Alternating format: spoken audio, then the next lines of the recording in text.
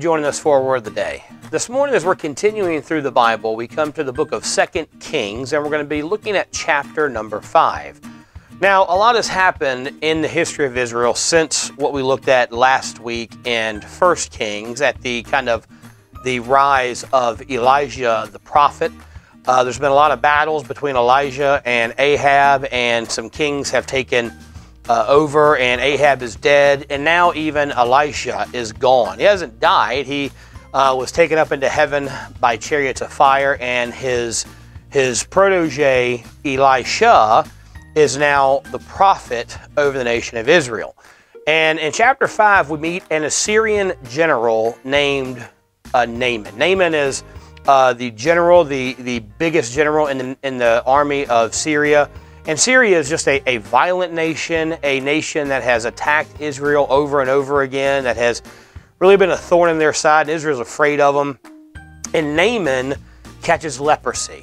Now, in this time, leprosy was a death sentence. There was no cure for it. It was a slow, painful death, and you were excluded from the society and culture because people thought you were so highly contagious. We know a lot more about it now and realize it's not that contagious, and there's actually treatment and cures for it today. But back then, if you caught leprosy, you were done.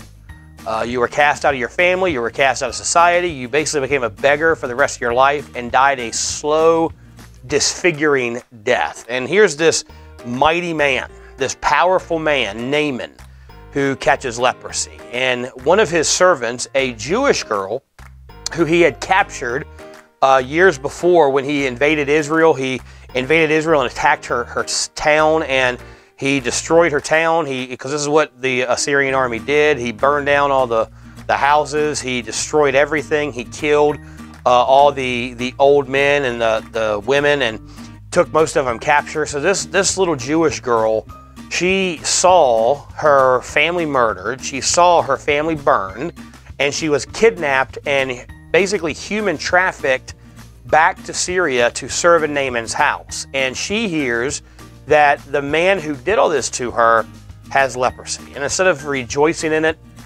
she tells him, if you can just get to the prophet of God, if you can just get to Elisha, he'll cure you. So Naaman goes down to Elisha and to his house to see him. He's got this great caravan of soldiers with him. It's a terrible, fearful sight. And when he comes to Elisha's house, Elisha doesn't even come out to see him. He sends his servant to tell Naaman, just go to the Jordan River and dip 7 times and you'll be fine. And Naaman is furious. He was expecting the man of God to come out and do some great miracle and have some great show and, see some wonderful thing happen. And he wouldn't even come out and see him, and just says, go jump in the Jordan River. And the Jordan River is a dirty river. It's a little stream at this time of the year. And he's like, man, there's so much better rivers in Syria. I could just go in one of them. And he basically turns aside to go home angry, and probably starts to plot to invade and kill or capture Elisha. And one of his servants that are with him says, man, if he'd have told you to do some great miracle, if he'd have told you to do some great feat, like, climb up to the tallest mountain in the world and clip the toenails off of a dragon, you'd have done it.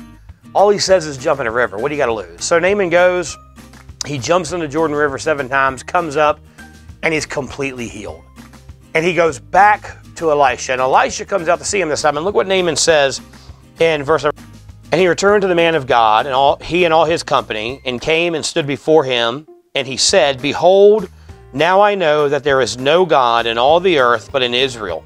Now therefore I pray thee, take a blessing of thy servant. So Naaman comes back and he tells Elisha, I know now that your God is the one true God. And this changes everything about Naaman. He offers Elisha a gift, a reward for healing him, but Elisha refuses it because he didn't want people to think he purchased his healing or he purchased his salvation.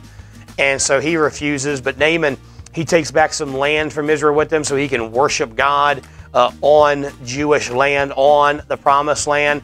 And his life completely changes because he met God. And that's what salvation is. Salvation is when we put our faith and trust in God and God alone. Naaman wasn't healed because he did some great thing. Naaman wasn't healed because he was some mighty man. He was healed because he trusted God. He jumped in the river 7 times, and he was healed. And once he met God, once he put his faith in God, he was changed. He was different.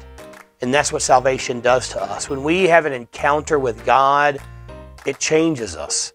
It changes our desires. Naaman didn't want to worship these other gods he had worshipped, these false idols. He only wanted to worship the one true God. And even as believers, we have a tendency to worship little g gods, these false idols that we put all of our hope and our trust in, thinking that they're going to give us joy, they're going to give us satisfaction, they're going to give us what we're lacking. But the Bible tells us the only thing that will fulfill us, the only thing that will complete us, the only thing that will bring us true joy is a relationship with the one true God. And when we meet him and fellowship with him and have a part of he's a part of our life, it changes everything about us. Thanks so much for joining us for our Word of the Day.